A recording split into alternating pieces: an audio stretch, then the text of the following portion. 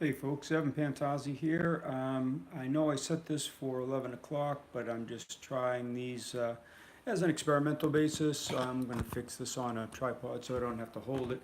Uh, but we're waiting for people to come in too. Let's see if I can get some comments here. I can't see the comments, so I don't know how to go about fixing that one.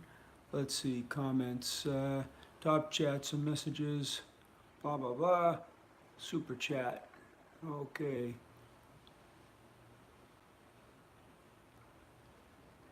let's see. Well, tried that. Not really great at these new technological things. Let's see here. Live chat. Let's see if we're on.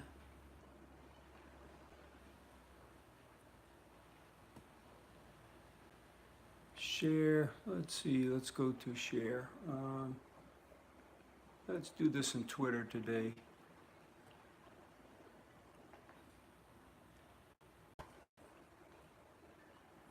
Okay. It says I'm live here. And I have, looks like two people watching, but I don't see any comments. Can someone say, hey, just to see what's going on?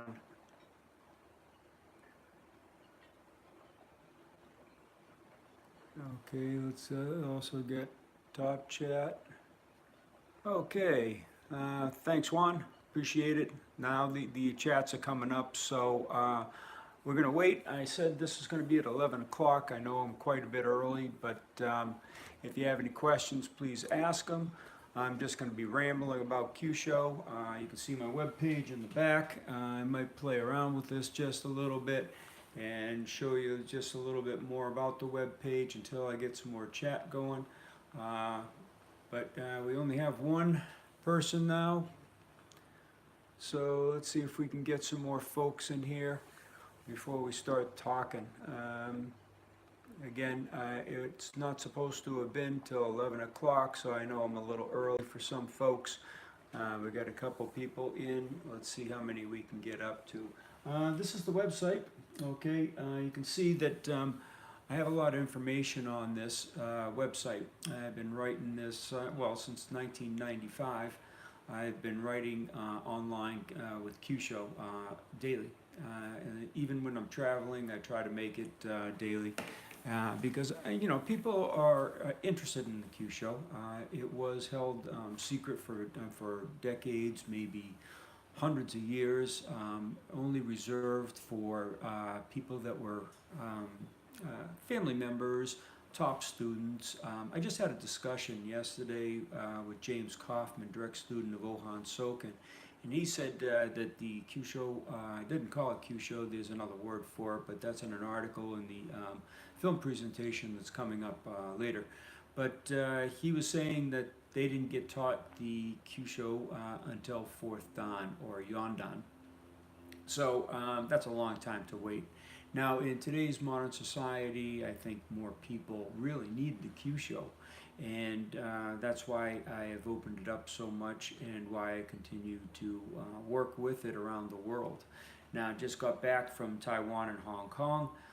It's great that the Kyusho is making its way back into Asia because they hold it suppressed, so they hold it for the upper dans. So the mission is to make it far more public. So this is what happened. It was a great trip. We did a healing seminar, healing and energy seminar in Taiwan. That lasted 5 days. We worked through the health and wellness program on Saturday and Sunday. And then on Monday, Tuesday, Wednesday, we worked with the energy program. And it was great. The people enjoyed it. It was a very small, exclusive class. But they got their worth out of it. We had nurses in the room that were also telling us that everything we were talking about was correct. And then we went on to Hong Kong. Did a little bit of sightseeing, not much. You'll see a video here on YouTube about that. Then we did the Tensho, the White Crane electrics, and we did the vascular attacks of the Sayuch and the Black Tiger. And that's been my theme this year, trying to spread that around. I've already got the theme for next year's tour, and we're also already starting to plug in some seminars, from instructor seminars on to other sessions for the general public. And we're just trying to spread this information to give you more depth in your martial art. It doesn't matter if your martial art is karate, it could be any style. We work with Aikido, Judo, Tai Chi, Muay Thai, MMA, Krav Maga, you name it, we work with it. Now, I like karate. I'm a karate practitioner for over 4 decades. I like it, so I talk a lot about it. And I'm also interested in getting the karate community together and starting to work on deeper meanings within the katas, because these katas were passed on for very specific reasons. And we're trying to get those reasons into the people's hands. And it's not just block, punch, kick anymore. It's learning the deeper structures and why a certain hand position, as example, would be in 2 kata. One is basic, one is more advanced. Well, giving you a more advanced answer for those advanced katas rather than the block. Now, I understand that working with a beginner, you're going to want your martial art to be basic. You're going to want to learn how to block, punch, and kick, because that's rudimentary and that's easy for all individuals to handle. So building upon that, but they should know that there's something deeper right from the beginning. Now, this is my personal opinion, but that's the way I'd like to see it unfold, because the martial arts right now has gone into a strange state. And the state being that it's getting further and further from tradition, further and further from the true meaning of the katas. And if we're not careful, it's going to disappear like it did in the Orient. And we want to make sure that that doesn't disappear again or go into obscurity. And that's why we're working with it so carefully. Now, when we're looking at Kyusho, oh, by the way, if you have a question, please ask it. Just pop up on the chat and just put your question in there, and I'll try to answer them as easily as I can. All right, we have a lot of different views in the Kyusho community. We have a lot of people that follow the pressure point paradigm, and I got to be honest with you, in the beginning I worked with the pressure points myself, because it was the only paradigm being taught. Now I'm working heavily with the medical community, with scientists, with several disciplines to find out what's actually going on with the Kyusho. And we're trying to work with it as such to make sure that this information is real information for you, not fictitious pressure points. Now, the reason why I say fictitious pressure points, and I'm not slamming pressure points because they are in acupuncture. I work with acupressure, and I believe in them fully, but I don't believe it's the Kyusho. As a matter of fact, if you look at the old master's notes, the old Kyusho was not delineated in any TCM. It was not acupuncture. They didn't use the acupuncture or acupressure names. They used their own names that they made up for their convenience, their dialect. I mean, you have old Okinawan Hogan dialect, you have Mandarin, you have Cantonese, you have many different languages, and it had to relate to what they were teaching their people. It wasn't a global system at that point. It was a very closed door system. And Kyusho used to be closed door. Now we're opening that door, and we want to see more people propagated around the world. So what's coming up, we're going to do some more discussions. As I said, I had just had a great discussion with Dr. Jacob McClintock out of Arkansas, and how he's using the Kyusho, his history with the Kyusho, how it didn't work for him in the beginning, and then all of a sudden it began working for him. Because his son actually performed a technique on him that he had watched off one of my YouTube videos. And that's great, because this information is getting out via social network, and why I'm bringing you this live feed today. Now, we're going to continue going on with these every once in a while. It won't be a steady basis. I'd rather just make a quick little video. They're easier for me. I just pop them up so people can watch them. But again, we'd like to hear your comments, your views on what's going on with Kyusho. So if you're interested, again, ask your questions. I don't want to just babble here by myself. But anyway, let's go back to the website here. This website, again, has been in effect for many, many years.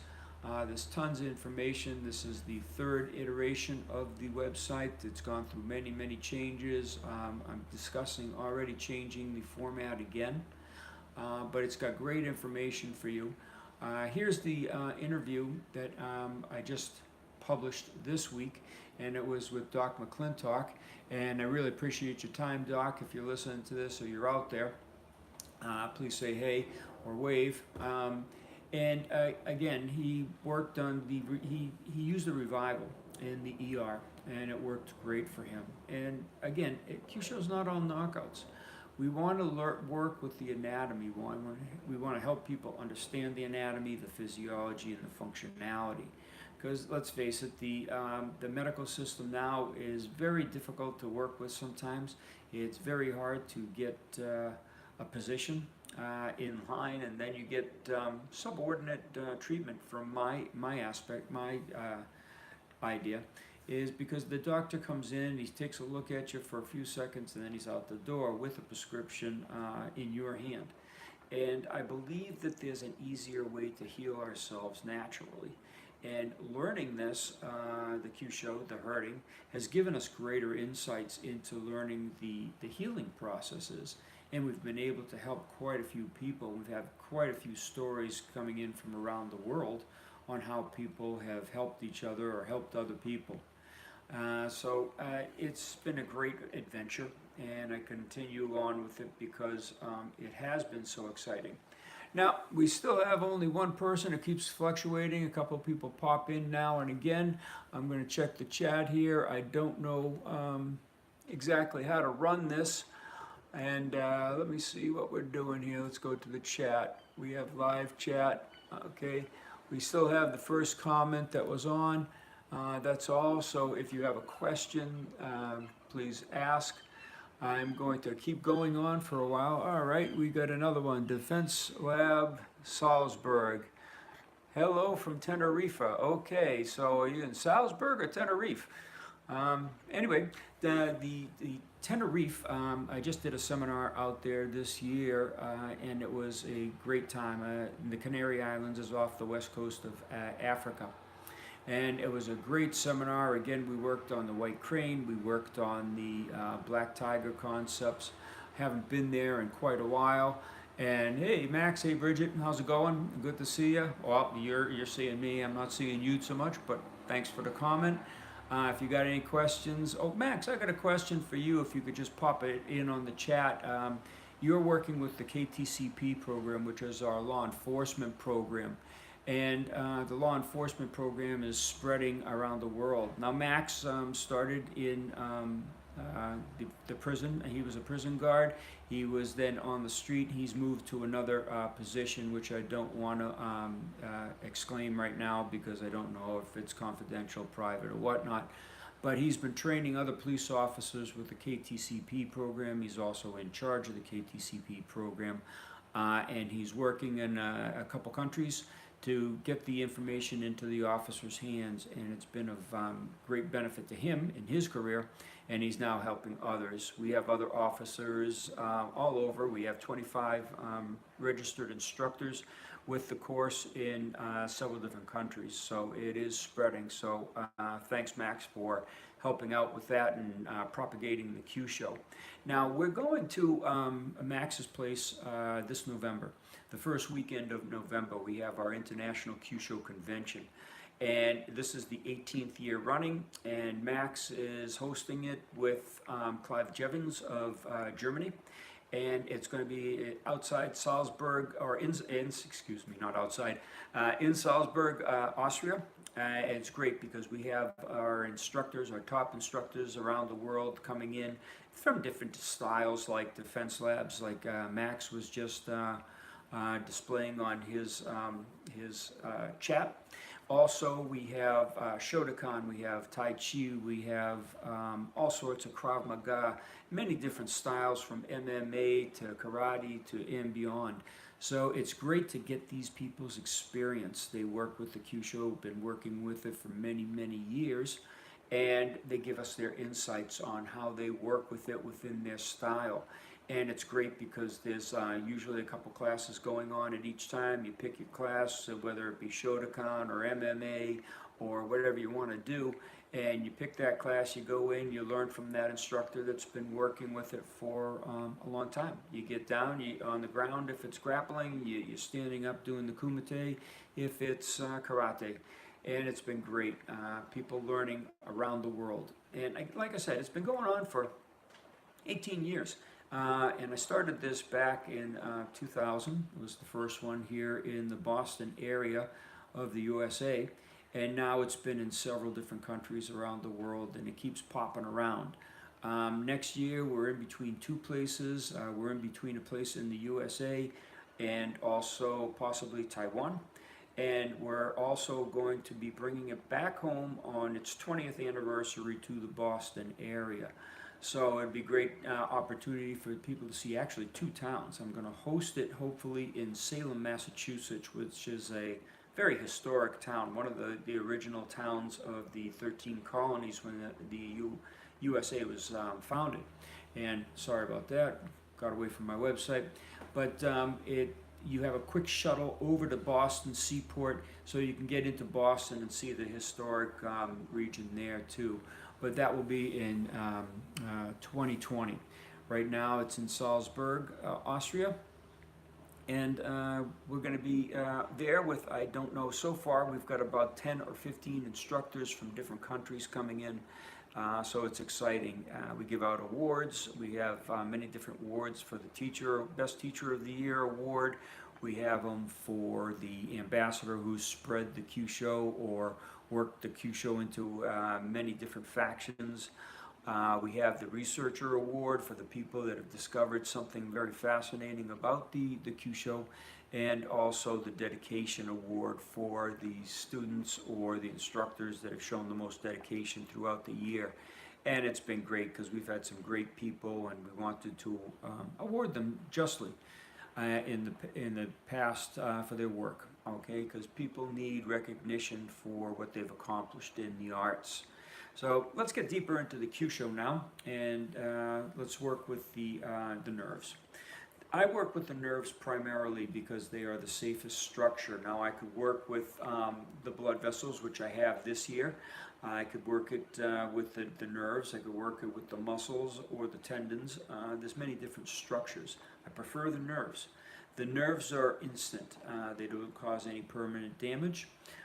They can take a person down the fastest. If you work, for example, with blood constriction, it takes you a few seconds before the person starts to fade and weaken.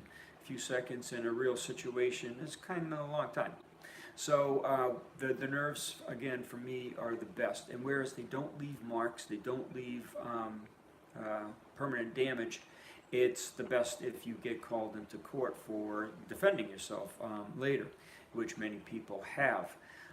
It works a lot with the access to the nerves because of the specific tools that we use. These specific tools are the 6G hands of the Bubishi.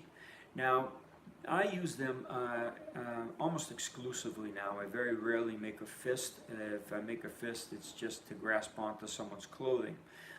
Hitting with the fist is a very inefficient methodology. You need a lot of power, you need a lot of speed, you need a lot of strength.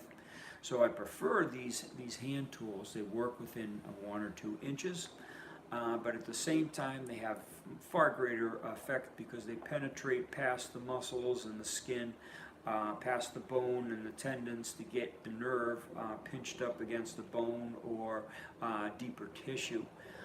If I was working with a fist, it sort of stays on the surface. And this is probably why most people don't get Kyusho to work for them, because they're using blunt weapons to try to get into deep territories like the nerve structures. If you use these G hands, they're small bony prominences on the hand positioned to affect the nerve a certain way, whether it's compression or whether it's concussion. And they're very effective because of that. Now, when you're working with the nerves, you need to work in a very quick manner. You can't use a slow pressure that a lot of people use with pressure point tactics. They try to squeeze a person into pain compliance. Well, if a person's angry, that overrides the pain compliance. What we need is a very fast physical dysfunction. And that's used or accomplished with either quick compression or a concussion, which is a compression of the nerve, but it's struck. So there's a quick transmission of neurological energy that transmits into the human body. And that causes the brain to overload because the brain and the nervous system was designed to monitor the sensory nerves throughout the body, make a decision on it, and help you act accordingly. Well, if you overload that system with too much sensory input, then the system shuts down as it tries to monitor that acute messaging. And because of that, there's less energy to travel from the brain down the spinal cord to the muscles to, for example, strengthen your leg muscles or neurologically hold you steady through your balance or your muscle control. And that's why bodies collapse. They don't always go into unconsciousness, but if you tag the targets strongly, yes, unconsciousness is one of the ramifications thereof. So that's one of the reasons I like working with the nerves.